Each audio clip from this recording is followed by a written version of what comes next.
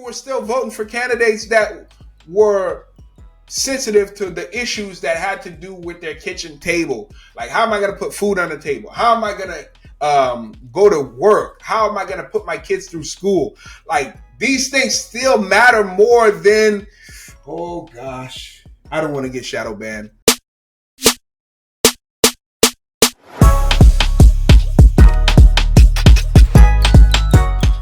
Hello, everyone. Welcome to Level Up with Larry and Leo. Return trials and opportunities and dreams into realities. I'm Larry, and here's Leo, and we are reacting to Trump. He's the new president.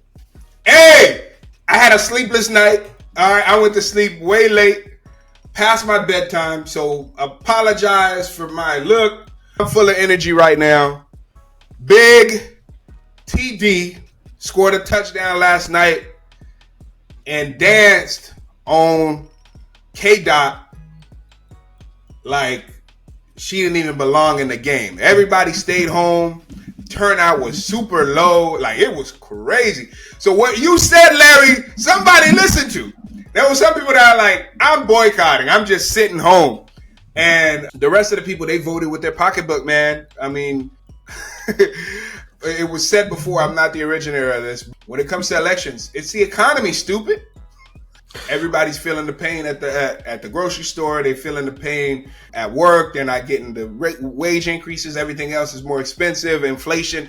And inflation is not just in the U.S.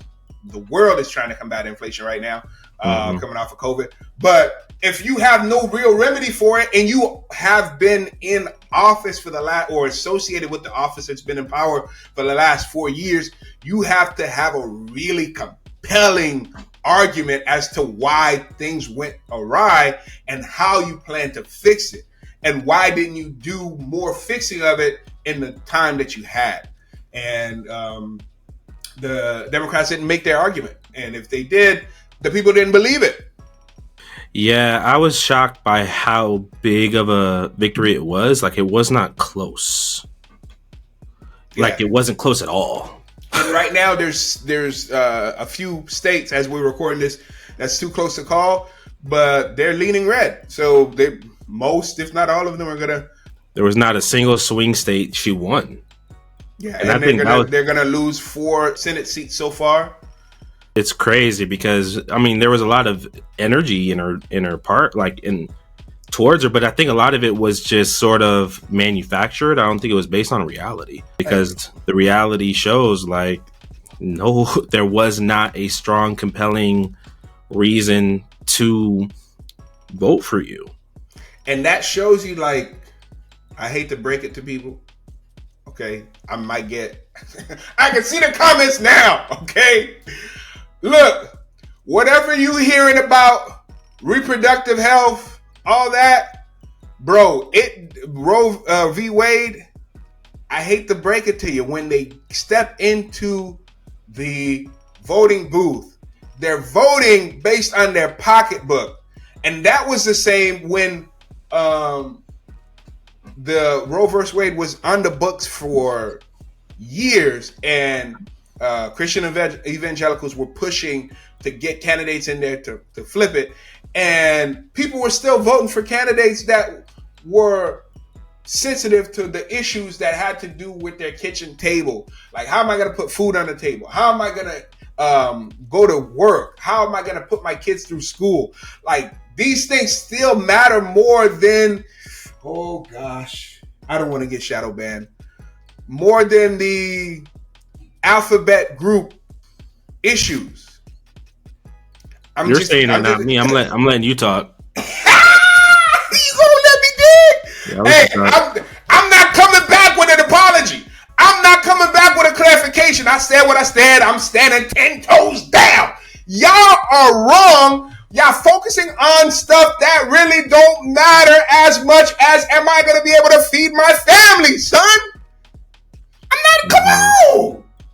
The last Democratic candidate that, like, actually had, like, a very strong, compelling case for the economy was Bill Clinton. You got to go back there for the last candidate that actually focused on, like, the economy and how to build it up.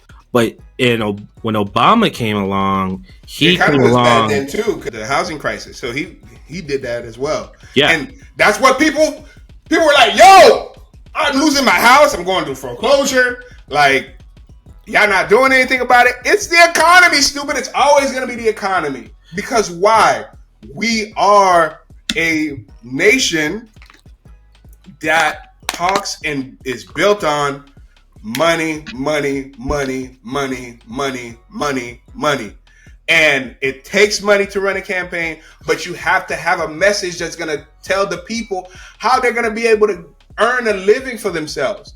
And you could say it's scare tactics, but if you feel like X, Y, or Z is the reason why I'm not being able to feed my family, yeah, and you're telling me you're going to get X, Y, or Z out the way, I'm doing that.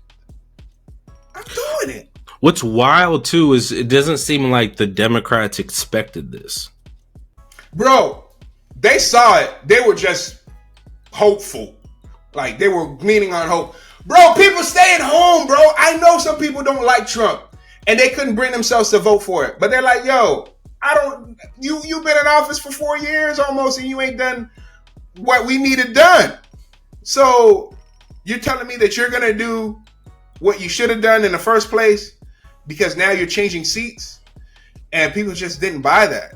And I saw a guy talking about Democratic pundit when they talked about the loss. And he was like, well, I feel sad for black women. I feel sad for the transgenders. I'm like, bro, I'm done. Y'all gonna lose again. You're speaking on behalf of the Democratic Party.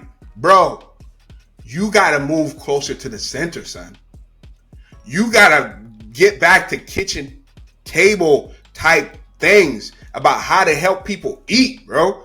Like, all those other stuff, you focus on those in times of good economic standing. Things are great. Income's up. Stock is up. Like, people are able to buy homes. Interest rates are manageable. Like, those are the times that you can focus on the outside stuff. But people are literally thinking about how they're going to be able to make ends meet.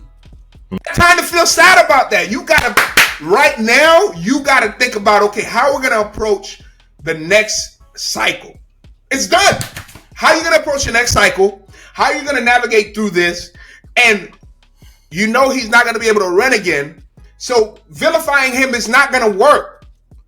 You need to show yourself to be a champion of some kind and find a champion to hold your banner, and don't let the banner be on the obscure stuff. Let it be some meat and potatoes, some real stuff where people are like, yo, how am I going to eat? How am I going to work? Am I going to be able to get a raise? Am I going to be able to start a business? Am I going to be able to change the roof on my house if something happens? If a hurricane hits, is FEMA going to be there for me on time? Like, those things I think the losing party has to focus on. And it seems like those were issues those were secondary issues. Those were not primary. Yeah. And when you make those secondary issues, you're basically going to become white noise to a lot of people. Yeah. You're majoring on minor. Mm-hmm.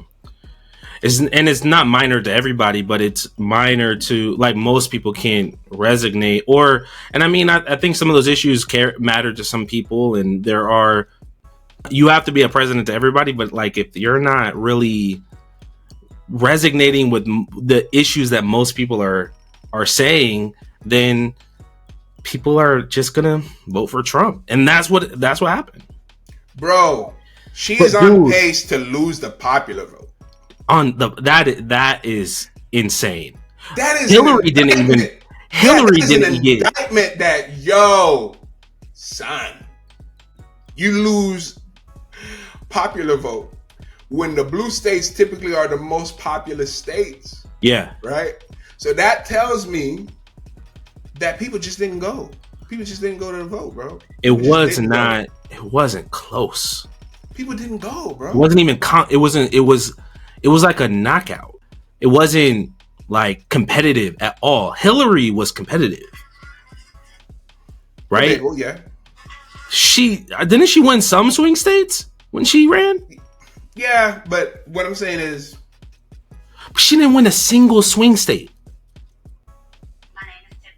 Because she didn't get the vote out. And I'm hearing people say, yeah, she didn't have enough time. That ain't nobody's fault but the Democratic Party fault. You got to put it on. I do think that. I think it's a lot of this falls on can't even remember his name now. Who's our president right now? Biden, bro. Biden like really did a disservice. Like that's a real he should have came in when he became president. He should have let everyone know he was a transitioning president, that he was not going to do another term. But I don't know, man. During the Democratic, if we had like a real Democratic primary, like I think she would have been a front runner. But that's her job to earn it at that point. That's when you have to earn it. Like you can't when stuff's just handed to you, and you didn't have to really earn it. And not to say she hasn't worked hard to get where she is, but like to be just handed an entire party and being the front runner without having to battle it out. Sometimes that's and form an organization and get a ground team and get an air team. Like organizationally, I don't know how they did it, but outside of the organization, you were not motivating people to go to the polls. People stayed home. The only thing that I can compare it to is Obama. I remember I was in high school when Obama was running the first time in 2008. The level of high school. Go ahead. The level of, I don't know if you remember that, the energy around it, just what he was able to, like the way he was able to galvanize so many different people. Like, bro, he had the country lit. Like, but if you remember, President Obama, he was selling, yes, we can. Yeah. Because the economy was down, the market was down, people were losing jobs by the tens of thousands a month. Like, so he was an agent of hope and an agent of change. And you can't be an agent of change if you already in power.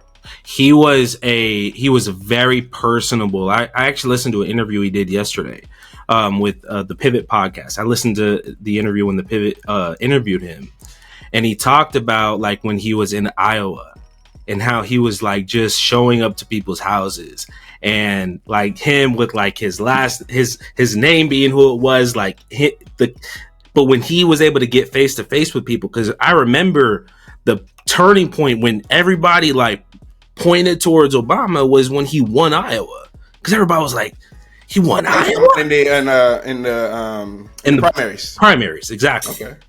And when he won Iowa, everybody was like, "Who's this cat?" But he just talked about how he was able to find commonality with people from different walks of life. He would always talk about like everybody's the same.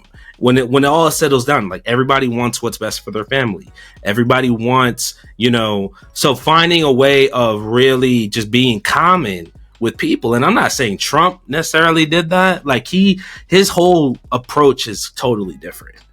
But for somebody coming in like Kamala, who is, she's a black woman, going to be the first black woman. You have to be able to. I don't know how. I don't know what the formula would be for a successful like president bid. Like that is an entire. I don't know what it would take to actually win the election from already from a disadvantage in so many different areas. Yeah, because you're coming from a party. You're not just coming from the party that was in power, but you weren't part of it. Because then I could say, yo, these dudes were in power, but they weren't listening to the people. I'm part of the party, but I'm on a different side. I could get things right. You in the same office, and I think that was one of the things that they put out there. Like, you're in the same room, you're in the same office, and things are still not going right. Why should we trust you for another 4 years? which is kind of hard. During the news coverage that I was watching yesterday, they pointed out that she went on The View, which I didn't see because I'm not The View's audience. The person on The View asked her, what would you have done differently than President Biden? And she said, that's hard to answer. And I don't think much. I would have done much differently. So, time he already done, son. Throw him under the bus. Figuratively. Throw him under the bus. Right? Throw him under the bus. The people that are Democrats aren't going to not vote for you. Mm-hmm. Right? What you're appealing to is the undecided. Moderates and the undecided. The undecided were white Republican women. Like, that is black men too, bro. Black men. Trump went from 10% to 25% of black men that voted. Dang. And the Latinos. Oh, the Latinos coming strong. She won the Latinos like crazy, even after the whole Puerto Rican thing. Like the Puerto Rican. So like he won. Yeah.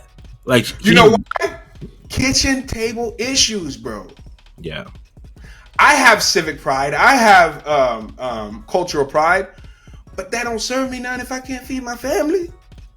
What is it? Maslow's hierarchy of needs. You familiar with that? Like, I'm not sure what her strategy was. Like, I know Trump was going on really popular podcasts, right? So he was even younger guys with big platforms, like on Twitch and different things like that. Like, he was showing up on their podcasts, and he was really building he built his coalition. Like, he did it in a very unorthodox way. Yeah, he won men under 25. She was not going on the podcast until the very end. Like, she was not really like connecting with people. She was just doing a lot of campaigns, thinking you can bring in celebrities and those celebrity endorsements. Like, she had Taylor Swift's endorsement. She had Beyonce's endorsement, all of these big stars, and they turned into nothing. Bro, when it comes to, am I able to feed my family? Like, stop. Just stop. And she really rode the whole abortion thing like hard. Like, that was her main thing, and it was just what she do. Yeah. And you don't even realize when that's your main message, like how you're turning away a lot of people who don't agree with that. And people who don't agree with that, but you're also, because let's face it, nobody agrees with everything that anyone that they vote for. Nobody's like, yo, I'm 100% agreement with everything that this person's standing for. Like, I would venture to say maybe a handful of people, like everything that Trump stands for, I'm with it 100%. The same with Vice President Harris. Like, nobody's going to be 100% for what you for. But if you're appealing to something that is a higher need, I may be able to overlook something that's a lower need. But if you're focusing on a lower need and my higher needs are not being met or addressed, then why even, no, I'm not gonna, you're not earning my vote. And it's not necessarily you're not earning my vote, so I'm voting for the other person. You're not earning my vote and I'm staying home. I'm already over it. Dang, it wasn't competitive. I'm already over it. So what's next? Like, what does this mean now that Trump is in office? What does this mean for the country? The economy is purely based on perception. Okay? Mm-hmm. Right now, the business community is feeling real good. Okay? Taxes about to be dropped. Okay? All right. People are feeling real good. We're going to see a little bump in the market, in my opinion. Okay? No, the S&P and the market has been doing great lately.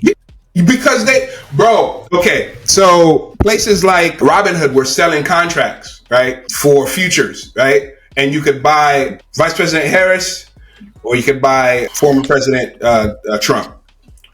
And when I looked at it early yesterday, they had Harris at 43 cents a contract, Trump at 48 cents a contract.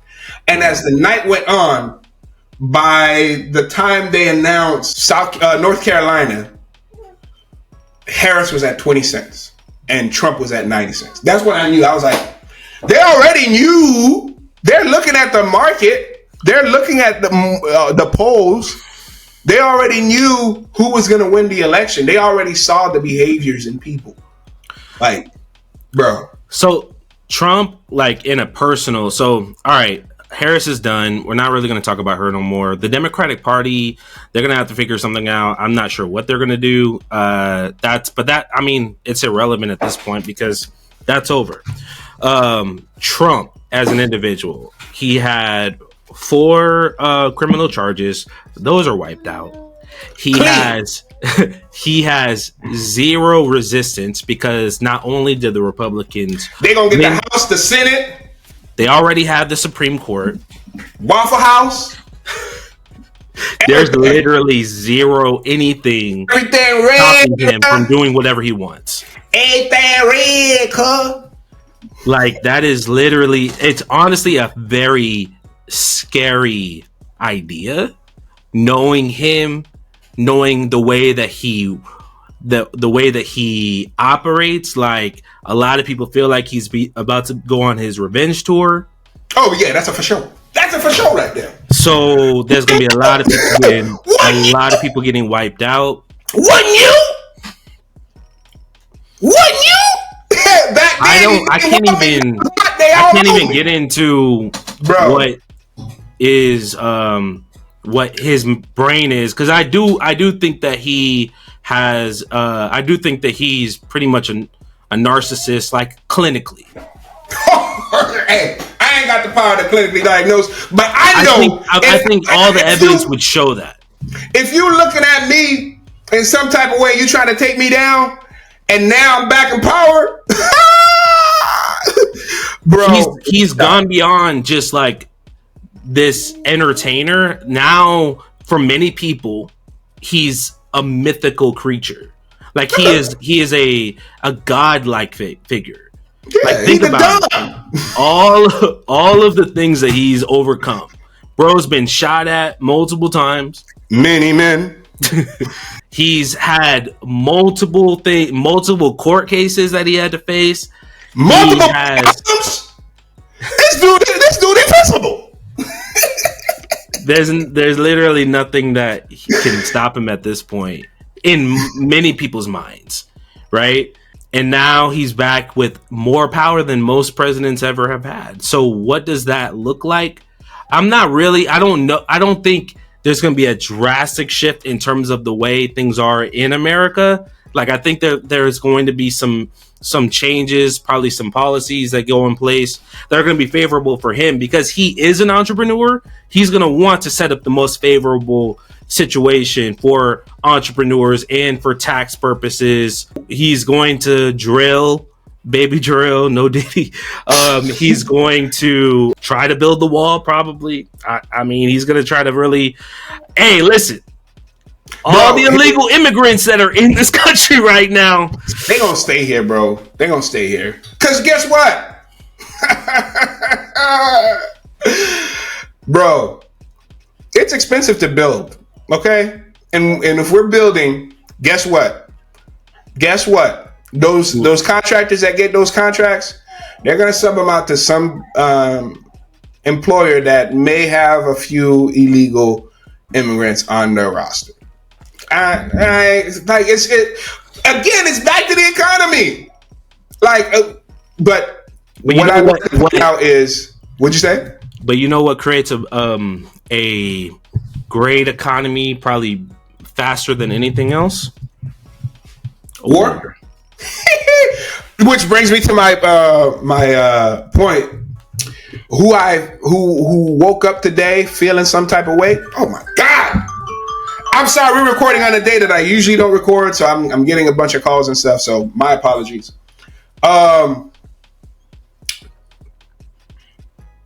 Speaking of war, okay. You know who's not feeling good right now? President Zelensky. Yeah. Yo, and you know who just Putin. Putin is partying down. You hear me? He probably calling Diddy. Hey, DD, come over. He is having a time right now. Him and North Korea's president, bro. Iran's president. Yeah, because our stance is gonna be that ain't none of my business. Y'all do what y'all do. And you mentioned me talking about boycott. Like, I don't even think that's going to be necessary now because I don't think we're ever going to vote again. I think America's too strong for that. I think that's bro. I think America at its core is too strong to allow for authoritarian regime dictatorship. Now, if a war pops off, I don't think in 2028 we're gonna be in a war. I highly doubt it. And you can come back to this video in 4 years and see if I was right or wrong. So there are still checks and balances for whoever ends up in the office, the Oval Office, that they cannot go crazy and switch over our Constitution and everything in one fell swoop in 4 years. The government is made on purpose to move slowly, and I don't buy into that. He was an anomaly in many ways, even when he was president. I mean, nobody signed executive orders like he did. Oh yeah. In many ways, he was an anomaly. But I mean, I think we talked to entrepreneurs on this podcast. I think you have to just look at who's in office and then figure out the way of best navigating during that time. That's all you can do. Of course. Like, it's not something to really spend too much time griping about, because like I said when I talked about the boycott, to be honest, neither party really, when it comes to African Americans, entrepreneurs, neither party, it's not really making much difference, right? When it comes to that they go about it. But NASDAQ is jumping, Dow surges 1,200 points, Russell futures 6%. Yes, bro, it's doing really well. I'm telling you, bro. A large part of the economy is perception. If you feel it's going to be good, then it's good. And that's one thing that him being elected does, is it makes the business world feel like things are going to be all right. Like, yo, interest rates are going to be back in the fours soon. Trust. You know what I mean? Like, but it's not going to be a long episode. I'm going to make sure we keep it at 30 minutes. But speaking of businesses, shout out to our sponsors, Next Level Media Marketing and Curb and Key. Support these businesses. These are our businesses, so give us some love. Also, hit like, hit share, hit subscribe. Let us know what you think of the new election. Who you voted for? I want to know. Okay. They're going to be like, who'd y'all vote for? Well, I could say I didn't vote for Trump, so y'all could fill in the gap. Let us know in the comments. Let us know what you think, and we'll talk to y'all soon. Peace.